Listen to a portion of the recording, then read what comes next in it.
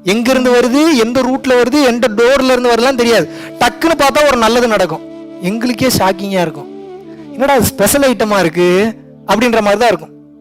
பெரிய பெரிய ஆட்களுக்கு எந்த டோர்ல இருந்து உங்களுக்கு நல்லது நடக்குதுன்னே தெரியாது. கசகசன்னு நல்லது பண்ணுங்க. கணக்கு வழக்கே இருக்கக்கூடாது. உங்களுக்கு வேணுங்கிறத சேர்த்து வச்சுக்கோங்க. முதல்ல உங்க பாக்கெட்ல இருக்கிறதுல இருந்து முதல்ல செய்ய ஆரம்பிங்க. எப்படி செல்வம் சேருதுன்னு மட்டும் பாருங்க. கண்ணை மூடிட்டு நல்லது பண்ணுங்க, யோசிக்கவே கூடாது.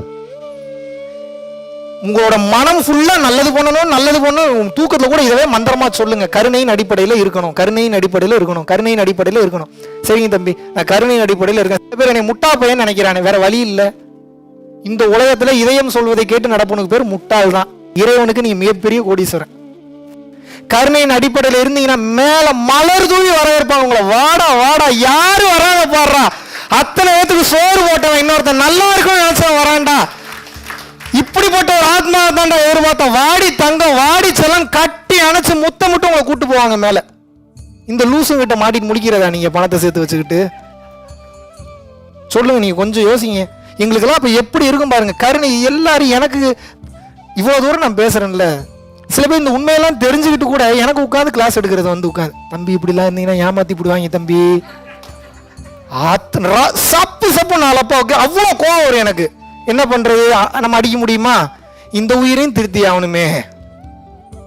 மிக சரியா நமக்கே அட்வைஸ் பண்ணுவாங்க வந்து, தம்பி ரொம்ப கவனமா இருக்கணும் தம்பி, இந்த உலகம் சரி கிடையாது தம்பி. யோசிப்பேன், நம்மளும் நாகானந்த சுவாமிகள் மாதிரியே போய் உட்காந்துடலாம். நம்மளே கல் வாங்கி மண் வாங்கி இதுக்கப்புறம் விட்டா நம்மள கொலாப்ஸ் பண்ணிடுவோம். எப்படி ஸ்டெபிலிட்டியோட இருக்கணும்னு புரியுதா உங்களுக்கு? இப்போ இப்படி டென்ஷன் பண்றதுக்கு வருவாங்க. ரொம்ப இப்படி இருக்கணும் தம்பி, ரொம்ப அப்படி இருக்கணும் தம்பி. இந்த உலகம் உண்மை மாதிரியே தான் பேச, எவன் சொல்றதையும் கேட்காதீங்க. ஞானத்துக்கும் அறிவுக்கும் போட்டி வந்தோம்னா ஞானம் தான் ஜெயிக்கும், அறிவு தோத்து போயிடும். இவங்க பூரா அறிவுல தான் பேசுவாங்க. தீந்துரும் என்னைக்காவது ஒரு நாள். அறிவில் இருக்கிற மொத்த பேரும் ஞானத்தின் காலில் தான் விழுந்து கிடக்கணும், வேற வழியே கிடையாது. ஏன்னா ஞானம்ன்றது இறை. முன்னாடி அறிவு எப்படி நிற்கும்? எப்படிங்க நிற்கும்? எப்படி பிளஸிங்ஸ் சம்பாதிக்கிறது? அப்போ எப்போது ஒருவன் ஆல்ரெடி சொன்ன மேட்ரு, அதனுடைய செகண்ட் பார்ட்டை சொல்றேன். எல்லா உயிர்கள் மீதும் அளவு கடந்த அன்போடு இருக்கையில் உனக்கென்று ஒரு துன்பம் வரும்போது உன்னை காக்கின்ற வல்லமையும் ஆற்றலையும் ஒரு சிறு எறும்பிற்கும் கூட இறைவன் கொடுத்தருள்வான்னு நான் சொல்லியிருக்கேன் இல்லையா? அது மைண்ட்ல இருக்குது இல்லையா? இப்போ அதனுடைய செகண்ட் பார்ட் என்னன்றதை நல்லா புரிஞ்சுங்க. கருணை கருணை கருணை கருணை கருணை கருணை கருணை கருணை கருணை. வேற ஒண்ணுமே மைண்ட்ல வச்சுக்காதீங்க, பைத்தியம் முடிச்சிடலாம். வேற நீங்க எதை வச்சீங்கனாலும் உங்களால ரூட் மாறி போயிருவீங்க. நீங்க ஒரு சாப்பாடு சாப்பிட்றீங்களா, கருணையோட சாப்பிடுங்க. அது எப்படி தம்பி கருணையோட சாப்பிட்றது? அந்த சாப்பாடை ரசிச்சு ருசிச்சு லவ் பண்ணி சாப்பிடுங்க. கருணை வந்துருச்சா? ஒரு நாயை பாக்குறீங்க, அந்த நாய்க்கு அன்போட 2 பிஸ்கெட் வாங்கி போடுங்க. கருணை வந்துருச்சா? மனைவியை பாக்குறீங்க, சண்டை வருது, அவ்வளோ ஆத்திரம், தப்பு பண்றாங்கன்னு தான் தெரியுது. நீங்க கோவப்பட வேண்டிய நேரத்தில் கோவப்பட்டு சில இது ரொம்ப கருணையா போன லூசு பையன் போல இருக்கு, ஓவரா கண்ட்ரோல் எடுக்க ஆரம்பிச்சிருவாங்க. பாம்பு சீரக்கூடிய கொத்ததான் கூடாது, சீரணும் அப்பப்போ. ஆனா எப்ப சீரணும்னு தெரியும், அது போக போக அனுபவத்துல வந்துடும் உங்களுக்கு. இப்போ எடுத்தோடனே அந்த தன்மைக்கு போயிடாதீங்க. முதல்ல புரிஞ்சுக்குங்க கான்செப்ட் என்னன்னு. அந்த இடம் பொருள் ஏவல், எந்த இடத்துல இருக்கோம், எந்த பொருளுக்கு இருக்கிறோம், எந்த ஏவலுக்கு மந்திரம் செய்ய போறோம், அவ்வளவுதான் மேட்ரு. இது ஞானத்துல தான் வரும், உடனே எல்லாம் வராது. லைப் தம்பி நல்லா சவுண்டா பேசுனீங்கன்னா தான் எல்லாத்தையும் கேட்கணும் ஒருத்தன் சொல்லிட்டான்னு வச்சுப்போம். லைப்ரரியில கத்தி பேச முடியுமா உங்களால? இப்போ சொல்லிட்டா நான் ஃபாலோ பண்ணுன்னு இருந்தா இப்ப அடிபட்டு போறீங்களா? ஞானம் அவுட் ஆயிருச்சாங்க. அப்ப எந்த இடத்துல இருக்கும், இதான் இடம். புரியுதா புரியலையா? நானா கத்திட்டு இருக்கேன், எத்தனை பேருக்கு புரியுது இந்த மேட்ரு? எந்த பொருள், எந்த பொருள்னா என்ன தம்பி? கவர்ல வாங்கினீங்கன்னா தான் சூட கரெக்டா காப்பாற்ற முடியும். பாதரசத்தை உங்களால, ஆசிட்டையோ பாதரசத்தையோ உங்களால கவர்ல வாங்க முடியுமா? எந்த பொருள், அதான் மேட்ரு. சும்மா தத்துவம் இருக்குன்ற மதியாதார் தலைவாசல் மீதியாக எவன் வீட்டுக்கு மதிக்காம வீட்டுக்கு போக மாட்டேன்னு எப்படி இருப்பீங்க? பொண்டாட்டி கோச்சிட்டு போயிட்டா போகாம இருப்பீங்களா நீங்க? யோசிங்க, போக முடியுமா உங்களால? அப்ப எந்த பொருள், எந்த ஏவல் இருக்கு, எந்த பாம்பு கடிச்சா எந்த மருந்து கொடுக்கணும் இருக்கு. நாகப்பாம்பு கடிச்சதுக்கு சாரப்பாம்பு மருந்தை போய் கொடுத்துட்டு இருப்பீங்களா? நீங்க செத்துருவீங்க, உயிர் போயிடும். இதுதான் இடம் பொருள் ஏவல். இது எத்தனை பேருக்கு புரிஞ்சு? இது புரியாத வரைக்கும் ஞானம் வராது. சும்மா எல்லாரும் சொல்லியிருக்காங்கன்றக்கா எல்லாத்தையும் ஒரே இடத்துல ஃபாலோ பண்ணீங்கன்னா அடிமிதி வாங்கிட்டு தான் நிக்கணும். நீங்க எந்த நேரத்தில் எதை பயன்படுத்தணும்ன்ற அந்த தெளிவு எப்போ வரும்னா பயிற்சி பண்ண தான் வரும். அதை நான் உங்களுக்கு சொல்லித்தரேன். அது செகண்ட் செக்மெண்ட், நாளையோட செகண்ட் செக்மெண்ட். இன்னைக்கு புரிய வேண்டியதை புரிஞ்சுக்குங்க. இந்த இடம் பொருள் ஏவல் பார்த்து செயல்படும் போதுதான் வாழ்க்கையில் உள்ள ஒவ்வொரு ரகசியமும் உங்களுக்கு புரிய வரும். அப்ப என்ன பண்ணணும்? கருணையின் அடிப்படையில் செயல்படணும். கருணையின் அடிப்படையில் எப்படி செயல்படணும்? எதை வேணா பண்ணுங்க, அதுல கருணையோட பண்ணுங்க, அவ்வளவுதான். இப்போ உங்களுக்குலாம் ஒரு பிரமிப்பா தெரியுதா இல்லையா? நான் அன்னதானம் கொடுக்கும்போது தம்பி என்ன சின்ன பையனா இருக்காப்புல இப்படி எத்தனை பேருக்கு தோணுச்சு? ஆனஸ்டா கை தூக்குங்க. உங்களுக்கு அது பெருசா தெரியும், எனக்கு பெருசாலாம் தெரியல. ஏன்னா நான் ஃபார்முலாவை ஃபாலோ பண்றேன், அவ்வளவுதான். நான் நல்லவன்லாம் கிடையாது, நான் கெட்டவனும் கிடையாது, நான் நல்லவனும் கிடையாது. நான் யார் அப்போ தெரியல, என்னை விட்டுருங்க, அதெல்லாம் எனக்கு தெரியல. நான் நல்லவனும் கிடையாது, நான் கெட்டவனும் கிடையாது. ஆனா நான் ஃபார்முலாவை ஃபாலோ பண்றேன். எந்த ஃபார்முலாவை ஃபாலோ பண்றேன்? எது ஒன்று கிடைத்து விட்டால் வாழ்வில் நீ எல்லாற்றையும் பெற்று விடலாமோ, எது ஒன்று கிடைத்து விட்டால் வாழ்வில் உனக்கு வேறு எதுவும் தேவையில்லையோ அதை ஒண்ணுதான் நான் பெறணும். அது ஒன்ன பெறணும்னா இதுதான் ஃபார்முலா. வேற எதுவுமே ஃபார்முலா கிடையாது. வேற எங்க போனீங்கன்னா அவுட் ஆயிருவீங்க. வேற நீங்க என்ன நன்றி உணர்வோட ஒரு கிராட்டிடியூட் ரைட்டிங்க பண்ணு, அதை பண்ணு, இதை பண்ணு, எதை பண்ணீங்கனாலும் மைண்ட்ல நிக்காது. எத்தனை கிளாஸ் போயிருப்பீங்க, எத்தனை கிளாஸ் என்ன கத்துக்கிட்டீங்க? எதுக்கு அப்புறம் மறுபடியும் இந்த கிளாஸ்க்கு வந்திருக்கீங்க? என்னை ரசிக்கிறதுக்கு வந்திருக்கீங்களா? என்ன அவசியம் இருக்கு உங்களுக்கு? புரிஞ்சுக்கோங்க, இவ்வளவுதான் எண்டு. தாண்டி ஒண்ணுல கருணையா இருங்க, கருணையின் அடிப்படையில் செயல்படும். கருணைனா என்னன்னு தெரியுமா? லவ்னு அர்த்தம். காதல் வேற, அன்பு வேற, ரெண்டையும் போட்டு கன்ஃபியூஸ் பண்ணிக்க கூடாது. அளவு கடந்த அன்போட இருங்க. அவன் உங்களுக்கு தப்பே பண்ணாலும் கெட்டதே பண்ணாலும் அசிங்கப்படுத்துவாங்க, முதல்ல அவமானப்படுத்துவாங்க, கஷ்டப்படுத்துவாங்க.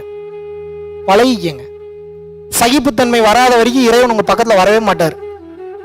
இத்தனை பேர்த்தையும் படைச்சு அவரவே கண்டபடி கெட்ட வார்த்தையில திட்டுறீங்க. உனக்கெல்லாம் அறிவே இல்லையான்னு கேக்குறீங்க. அவரே எவ்வளவு பெரிய சகிப்புத்தன்மையில இருக்கு. ஏன்டா என்னையே கேட்டே உங்க உயிரை பிடிங்கி விட்டுறாரு அவரு. எவ்வளவு திமிரு நமக்கு, எவ்வளவு லொல்லு நமக்கு, எவ்வளவு சேட்டை. உனக்கெல்லாம் அறிவே இல்லையா? நீ எதுக்கே அப்படி பண்ணு அவரை கேள்வி கேட்குறீங்களே. அப்ப நம்ம எப்படி இருக்கணும்? எது நடந்ததோ, அப்ப இதுக்கு முன்னாடி நடந்ததை பத்தி நம்ம ஃபீல் பண்ண வேண்டிய அவசியம் இல்லை. இதுக்கு இந்த பாயிண்ட் கிளியரா வந்துடலாமா? எது நடந்ததோ, ஏதோ ஒரு கர்மா பேலன்ஸ் செட்டில்மெண்ட் ஆயிருக்குன்னு இருக்கணும்.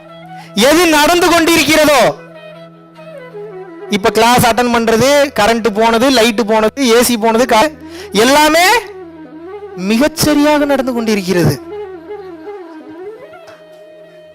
இவ்வளவுதாங்க ஞானம். தப்பிக்கிற மாதிரி இருக்கும், வேற வழி இல்லை, தான் உண்மை. கரண்ட் போற நேரத்தில் எவனோ ஒரு உயிர் வெளியில காப்பாற்றப்பட்டிருக்கலாம். S or no? அங்க ஒரு கர்ம வினை கழிஞ்சிருக்கும்ல, ஒரு உயிர் சேஃப்டியா இருக்கலாம். இவ்வளவு நேரம் ஏசி போடாம இருக்கும்போது யாருக்கா ஒருத்தருக்கு வீசிங் ப்ராப்ளம் வந்து உயிர் போற மாதிரி இருந்திருக்கலாம். ஏசி போடாம உங்க உயிர் தப்பிக்க. இந்த ஆற்றல் எப்படி வேணாலும் செயல்படலாம், எனக்கு தெரியாது எப்படி செயல்படுதுன்னா எக்ஸாக்டா தெரியாது. ஆனா ஒன்று மட்டும் நன்றாக தெரியும், மிக சரியாக நடந்து கொண்டிருக்கிறது. எது நடந்ததோ, எது நடக்கிறதோ, எது நடக்க இருக்கிறதோ, அடுத்து கொஞ்ச நேரம் உங்களை எல்லாரும் வச்சு வெளுன்னு ஒழுக்க போறேன். இந்த தன்மையில் இருக்கும்போது எப்படி இருக்கும் உங்களுக்கு? ஜாலியா இருக்கு தம்பி. எதுவுமே உங்க கண்டுக்க தேவையில்ல. கிருஷ்ணர் எழுதிட்டாருங்க, முடிஞ்சுங்க. எதற்காக நீ அழுகிறாய்? எதை நீ கொண்டு வந்தாய்? எதற்காக நீ அழுகிறாய்? எதை கொண்டு வந்தீங்க? பிறக்கும் போது அம்மனமா பிறந்தோம். அருணா கயிறு கூட கிடையாது. அருணா கயிறோட பிறந்தீங்களா? நெத்தில காசோட பிறந்தீங்களா? கோடிக்கணக்கில் சொத்தோட பிறந்தீங்களா? எதை நீ கொண்டு வந்தாய்? எதற்காக நீ அழுகிறாய்? எதுக்கு அழுகிறீங்க? எதை கொண்டு வந்தீங்க? எதை நீ கொடுத்தாயோ அது இங்கிருந்தே கொடுக்கப்பட்டது. நீங்க எதை படைச்சீங்களோ அது இங்கிருந்தா படைக்கப்பட்டது. இன்று எது உன்னுடையதோ நாளை, இன்னைக்கு கோகுலம் பார்க்க ஒருத்தங்க பேர்ல இருக்கு, முந்தானத்து வேற பேர்ல இருந்தது, நாளான்னைக்கு அதுக்கு இன்னொரு 20 வருஷம் கழிச்சு கோகுலம் பார்க்கே நிலைமை தாங்க. விஜய் மல்லையா நீங்க எங்க இருக்கிறாரு? அவர் அட்ரஸ் கொடுங்க எனக்கு. எங்க இருக்கிறாரு? நான் சொல்ல அப்பாதான் சொல்றாரு. இந்த மாதிரி நான் என்ன சொல்றேன்னா, எதுவுமே நிரந்தரம் இல்லை. எது படைத்தாய் அது வீணாக இருக்கு. எது இன்று உன்னுடையதோ நாளை வேறொருவனுடையது, நாளை மறுநாள் அது வேறொருவனுடையதாகும். இதுவே உலக நியதியாகும், இதுவே என் படைப்பின் சாராம்சமாக முடிச்சுட்டாப்ல. ஏன்டா நான் எல்லாத்தையும் எழுதி ஸ்கெட்ச் போட்டு இதை பண்ணி அதை பண்ணி எல்லாம் முடிச்சு வச்சுட்டு உட்காந்து வேடிக்கை பார்த்துட்டு இருக்கேன். இதை புரிஞ்சுக்காம நீ வாட்டுக்கு ஃபீல் பண்ணிட்டு இருக்கீங்க. நீ முட்டா போயலாம், நான் முட்டா போயலான்னு கேட்கிறாரு பகவான் கிருஷ்ணர் கேட்கிறார், நான் கேட்கல. Yes or no? இந்த உண்மையை உணர்ந்தவன் தான் ஞானி. நீங்க கேட்குறீங்களா, எப்படி மகாவிஷ்ணு இப்படி இருக்கீங்க, எப்படி நான் இப்படி இருக்க முடியுது? எதையும் கண்டுக்கிறது இல்லை, ஜாலியா இருக்கிறேன் நான், அவ்வளவுதான் மேட்ரு. பெரிய ஞான புரியல் வந்துருச்சு, அதெல்லாம் குப்பைக்கு சமம். ஞான புரியல் வந்தா என்ன என்ன என்ன நடந்துரும்? என்னங்க நடக்கும்? ஒன்னும் நடக்க போறது இல்லை. உள்தன்மையை நல்லா வச்சுக்கலாம், நிம்மதியா இருக்கலாம். வெளித்தன்மையில வேணுங்கிறப்ப மட்டும் செயல்பட்டுக்கிறேன். உள்ளுக்குள்ள எது நடந்தாலும் எது நிகழ்ந்தாலும் ஏத்துக்கிறேன். நல்லா புரிஞ்சுங்க. உங்களுக்கு இப்ப இந்த செகண்ட் நிம்மதியை உணர வைக்கிறேன். உள்ளுக்குள் எந்த தாட் வந்தாலும் தடுத்து நிறுத்தாதீங்க. ஆராய்ச்சி பண்ண ஏத்துங்க. அப்படியே ஏத்துக்குங்க. அக்செப்ட் பண்ணிக்கங்க. படார்னு காணாம போயிருவீங்க. உடனே சந்தோஷம் வரும் உங்களுக்கு. நன்மைக்கு கொஞ்சம் கொஞ்சமாக பக்குவப்பட வேண்டும். எது நடந்தாலும் அதை ஏத்துக்கக்கூடிய மனப்பக்குவத்துக்கு முதல்ல வரணும். கை போச்சா கையோட போச்சேன்னு நினைக்கணும். கால் போச்சா காலோட போச்சேன்னு நினைக்கணும். தலை போச்சா நல்ல வேலை இறைவன்ட்ட போய் சேர போறேன்னு நினைக்கணும். இதுதான் அனைத்திற்கும் தயார் நிலையில் இருப்பதே ஞானம். இப்ப புரியுதா? மரண பயத்தை ஜெயிச்சிட்டீங்கன்னா முடிஞ்சு போச்சு. செத்தாலே எனக்கு கவலை இல்லை. நான் என்ன கேட்கிறேன் அப்படின்னா, நீங்க சாகணும்னு நினைச்சாலும் உடனே உயிர் போக போறது கிடையாது. இத்தனை நாள் சாவ நினைச்சு பயந்துட்டு இருந்தீங்க, அப்பயும் உயிர் போல. இனிமேலும் நீங்க நினைக்க போற நேரத்தில் உயிர் போக போறது இல்லை. நீங்க நினைக்க போற நேரத்தில் உயிர் போச்சுன்னா அது பேர் ஜீவ சமாதின்னு அர்த்தம். அவ்வளவு சீக்கிரம்லாம் நடக்காது. இதுக்கு முன்னாடியே அப்படி உயிர் போல, இப்பயும் அப்படி உயிர் போல, இனிமேலும் அப்படி உயிர் போக போறது கிடையாது. அது எப்பயோதான் சாக போறீங்க. அதுக்கே இப்பயே உட்காந்து ஃபீல் பண்ணிட்டு இருக்கீங்க. எத்தனை பேருக்கு புரியுது இந்த உண்மை? அது போட்டோம், அது போகும்போது போட்டோம். அவனுடைய அனுமதியின்றி ஓர் அணுவும் அசையாதுன்றான். ஒரு அணு கூட அசையாதான். எப்படி? ஒரு குண்டூசி சொல்லுங்க, ஒரு அணு கூட அசையாதுன்றான். அப்படி இருக்கும்போது நீங்க கஷ்டப்படுறது, கவலைப்படுறது, பொண்டாட்டிகிட்ட சண்டை போடுறது, பிள்ளைங்கிட்ட சண்டை போடுறது எல்லாம் செட்டில்மெண்ட் ஆகிட்டே இருக்கு. இந்த செட்டில்மெண்ட் சீக்கிரம் ஆகி இந்த பிறப்பு இறப்பு எனும் சுழற்சியிலிருந்து உங்களுக்கு விடுதலை கிடைக்கணும்னா என்ன பண்ணணும்? அக்செப்டன்ஸ்க்கு வரணும். கருணையின் அடிப்படையில் இருந்தா தான் அந்த அக்செப்டன்ஸ் வரும். வேலை வெட்டி இல்லாம அவங்களாம் வேலை பார்த்துட்டு இருக்காங்கன்னு நினைக்கிறீங்களா? அந்த அந்த அந்த மனசை ரெடி பண்ணிட்டு இருக்காங்க. டக்குன்னு என்னோட வாலண்டியர் கூப்பிடுவீங்க, வாங்க போய் கக்கூஸ் கழுவுங்க அப்படிமே. தம்பி கழுவுங்க அப்படிமே. எப்படி தம்பி கழுவுங்க அப்படிமே.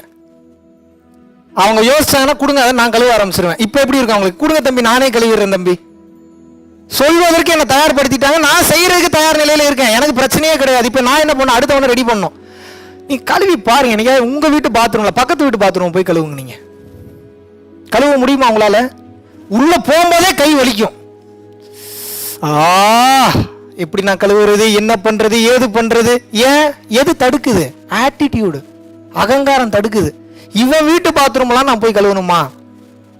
அப்ப அந்த அகங்காரத்துல கை வைக்கும் போது எப்படி கை வைக்கணும்? இந்த அக்செப்டன்ஸ் எப்ப வரும்? கருணையின் அடிப்படையில் தான் வரும். இப்ப நான் உங்களை இப்போ வேற ஒரு மருந்து கொடுக்குறேன், இந்த மருந்தோட போய் கழுவுங்க. இப்போ எப்படி இருக்குன்னு பாக்குறேன். இப்ப சேம் சினாரியோ, போய் கழுவுங்கன்னு சொல்றேன் பக்கத்து வீட்டு பாத்ரூம். அந்த உயிருக்கு யாருப்பா இருக்கா? அது ஏதோ அறியாமையில தெரியுது, திமிருத்தனத்துல தெரியுது. இறைவன் வேணுங்கிற நேரத்துல அவனுக்கு தண்டனை கொடுப்பாரு. விடு, அவனுக்கு இன்னைக்கு பாத்துக்கிற காலில் எந்த எதிர்பார்ப்புலாம் அவனுக்கு கழுவி விட்டு போகணும். இப்ப நீங்க போய் பாத்ரூம் கழுவுங்க. முடியுதா முடியலையா? இந்த தன்மையில போய் யோசிச்சு பாருங்க. அவ்வளவுதான். இப்படி திரும்பினீங்கன்னா இப்படி கருணை, இப்படி திரும்பினீங்கன்னா அகங்காரம். அகங்காரத்துல இருக்கிறீங்களா, கருணையில இருக்கிறீங்களான்றதுதான் கேம். தம்பி, என்னை நீங்க சொல்றீங்க உங்களால இருக்க முடியும், எல்லாத்தையும் நான் பண்ணி காட்டுவேன், தலைகீழா கூட நிப்பேன். உங்களால நிக்க முடியுமா? அதான் கேள்வி. தலைகீழா நடப்பேன், நீங்க நடப்பீங்களா? 8 மணி நேரம் ஒரே இடத்துல ஆடாம அசையாம உட்கார முடியும், உங்களால முடியுமா? என்கிட்ட போட்டி போடாதீங்க, உங்க மைண்டு கிட்ட போட்டி போடுங்க. முதல்ல உங்க மைண்ட போட்டி போட்டு ஜெயிக்கிறதுனா என்ன? அது கூட போய் சண்டை போடுறது கிடையாது. 2-3 வகையில மைண்டை அமைதி நிலை கொண்டு வரலாம். மைண்ட் எழுப்பக்கூடிய கேள்விகளுக்கு பதில் கொடுத்து மைண்ட் ஆஃப் பண்ணலாம். எப்படி மைண்ட்? அதுக்கும் ஒரு எக்ஸாம்பிள் சொல்லிடுறேன். இப்போ இந்த இடத்துல இருந்து இப்போ அடுத்த வேலை சாப்பாடு இம்மிடியேட்டா போகணுமே, டைம் வேற ஆயிட்டு இருக்குன்னு உங்களுக்கு தோணுதுன்னு வச்சுப்போம் ஒரு எக்ஸாம்பிளுக்கு. இது இப்போ உங்க மைண்ட் உங்களை டிஸ்டர்ப் பண்ணிக்கிட்டே இருக்கும். சாப்பிடணும், பசிக்குது, சாப்பிடணும், பசிக்குது. உங்க வயிறு கேட்கல, உங்க மனசு தான் கேட்குது. இப்போ நீங்க என்ன பண்ணணும்னா, ஒரு செகண்ட் உங்க மைண்டுக்குள்ள போய் டைம் வந்தா அவரே அனுப்புவார், அமைதியா இரு. அது வரைக்கும் அவர் என்ன நினைச்சாலும் அனுப்ப மாட்டார். முடிஞ்சு போச்சா? இப்ப என்ன? இந்த மைண்டு, அப்ப மைண்டு தான் கேள்வி கேட்குது, மைண்டுக்கு மைண்டே பதில் சொல்லுது, மைண்டுக்கு மைண்டே ஆஃப் ஆகிக்குது. என்ன ஒரு காமெடியான கேமா இருக்கு பாருங்க. அதான் கேள்வி கேட்குது, அதுவே பதில் சொல்லுது, அதாவே ஆஃப் பண்ணி சர்றா விடுறா, ஐ எம் சரண்டர் அப்படின்னு சரண்டர் ஆயிருது. அது இது மாதிரி உங்க மைண்ட்ல எந்த கேள்வி எழுந்தாலும் அந்த கேள்விக்கு மிக சரியான பதிலை கொடுத்து ஆஃப் பண்ண தெரிஞ்சாலும் மைண்ட் அமைதியாகும். யோகா பயிற்சி பண்ணி மூச்சை நிப்பாட்டினாலும் மைண்ட் அமைதியாகும். நடக்கிற எது நடந்தாலும் இருந்துட்டு போ, வாட்டி ஏத்துக்கிறீங்க. அப்படியா சாப்பிடுவா, சரி விடு, டைம் வரும்போது சாப்பிடலாம், நீங்க ஏத்துக்கிட்டீங்கனாலும் அதை அப்படியே ஏத்துக்கிட்டீங்கனாலும் மைண்ட் அமைதிக்கு போகும். Anything you accept without conflicts will take you to peace. That is the miracle of சரண்டர்ன்றான். எதை நீங்கள் எந்தவித முரண்பாடுமின்றி அப்படியே மனதளவில் ஏற்றுக்கொள்கிறீர்களோ, இம்மிடியேட்டா, அதாவது அடுத்த செகண்ட், அடுத்த கணமே உங்களை அது அமைதி நிலைக்கு கொண்டு செல்லும். அதுதான் சரணாகதியில் இருக்கக்கூடிய மாபெரும் மேஜிக்ன்றான். எத்தனை பேருக்கு புரியுது இந்த உண்மை? சரண்டர் ஆயிருங்க. யாருக்கிட்ட? இறைவன் கிட்ட சரண்டர் ஆகுங்க. இறைவன் கிட்ட சரண்டர் ஆகுறதுன்றது என்ன? இறைவன் எல்லாத்தையும் கரெக்டா பண்ணிட்டு இருக்கிறாருன்றத இறைவன் கிட்ட இருக்கக்கூடிய சரண்டர். அதை மாற்ற முடியுமா? ஆப்கானிஸ்தான்ல இப்போ குண்டு விழுந்துருச்சு ஒரு செகண்ட்ல, இப்போ போய் மாற்ற முடியுமா உங்களால? ஏன் உட்காந்து ஃபீல் பண்ணிட்டு இருக்கீங்க? ஏத்துக்குங்க, அதை அதாகவே ஏற்றுக்கொள். ஏத்துக்கிறீங்க, முடிஞ்சு போச்சு. ஒருவேளை ஆப்கானிஸ்தான்ல போடக்கூடிய குண்டை உங்களால தடுத்து நிறுத்த முடியக்கூடிய அளவுக்கு ஆற்றல்ல நீங்க இருக்கீங்க, இல்ல பவர் உங்களுக்கு கொடுத்துருக்காங்கன்னா அதை பத்தி திங்க் பண்ணலாம். அந்த வேலையே நம்ம கொடுக்கல. இது எதுக்கு தேவை? வேலை இல்லாத வேலை தானே இது.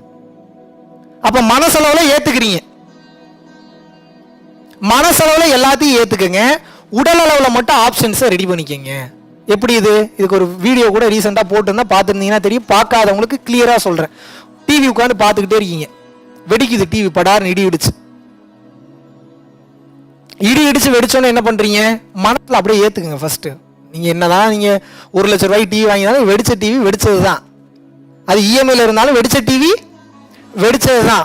மனசளவுல ஏத்துக்கங்க. எப்படிப்பா ஏத்துக்கிறது? நல்ல வேலை டிவியோட போச்சு. எப்படி? இடிச்ச இடி சிலிண்டர்ல விழுந்திருந்ததுன்னா என்னத்துக்காக வருது? உள்ளதும் போச்சுரா லொல்லக்கண்ணான்னு உட்கார வேண்டியதானே. நல்ல வேலை டிவியோட போச்சு. இப்போ மனசு ஏத்துக்குச்சு. இப்போ மனசு ஏத்துக்கிட்டதுக்கு அப்புறம் அப்படியே இருக்கலாமா? அடுத்த டைம் அந்த மிஸ்டேக் நடக்கக்கூடாது. அப்போ என்ன பண்ணணும்? ப்ரொடெக்ஷனை ரெடி பண்ணிடணும். இடி இடிக்கும் போது பிளக்கை பிடிங்கி விடுறது, டிவி பார்க்காம இருக்கிறது, ஃபோன் பேசாமல் இருக்கிறது. அப்படி இல்லையா, இடிதாங்கி இருக்கக்கூடிய இடத்துக்கு பக்கத்தில் நம்ம வீட்டை மாற்றி அமைச்சுக்கிறோம். அப்படின்னா நம்ம வீட்டிலே இடிதாங்கியை போட்டுறது. முடிஞ்சு போச்சா? எத்தனை பேருக்கு புரிஞ்சு இந்த ரகசியம்? மனதளவில் நீங்க என்ன பண்ணிக்கணும்னா ஏத்துக்கணும் 100%. அதுதான் உங்களை பாதிக்காது. எதையுமே நீ அக்செப்ட் பண்ணி அடுத்த செகண்டுக்கே உங்களை தான் அது நிம்மதிக்கு கொண்டு போயிருது. மனசளவில் ஏத்துக்கங்க, வெளியில மட்டும் சூழ்நிலையை மாத்தி அமைச்சுக்கோங்க. வலிக்கவே வலிக்காது, உங்களுக்கு ஜாலியா இருக்கும். இந்த கரண்ட் போச்சு ஏதாவது ஃபீல் பண்ண நான் போய் உங்க பேமெண்ட்டை பிடிச்சிப்போங்க. நீங்க எப்படிங்க கோகுலம் பார்க்க எவ்வளவு பெரிய விஷயம் நான் நம்பி வந்தேங்க, எப்படிங்க நீங்க எப்படி பண்ணலாம்? சண்டையா போட முடியும் அவர்கிட்ட. அவன் கண்ட்ரோலே இல்லாமல் செயல்படுது. நான் என்ன பண்றது? இது மனசளவில் ஏத்துக்கிட்டேன். நிம்மதியா நான் பாட்டு கிளாஸ் எடுத்துக்கிட்டு இருக்கேன். இப்போ நான் என்ன பண்ணேன்? அடுத்த டைம் கோகுலம் பார்க்கில் ஃபங்க்ஷன் பண்ணா இப்போ போய் பேசணும். நான் அடுத்த டைம் இந்த மாதிரி ஏதாவது நடந்ததுன்னா அதுக்கப்புறம் நீங்க ஃபங்க்ஷன் பண்ண மாட்டேங்க. ஜென்ரேட்டர் என்னாச்சுன்னு கேட்கணும். இப்போ போய் எத்தனை பேருக்கு புரிஞ்சு? உங்களுக்கு லைவ் எக்ஸாம்பிளே கொடுக்குறேன் பாருங்க. இதுக்கு மேல ஞான புரிதலை யாரும் விளக்க முடியாது.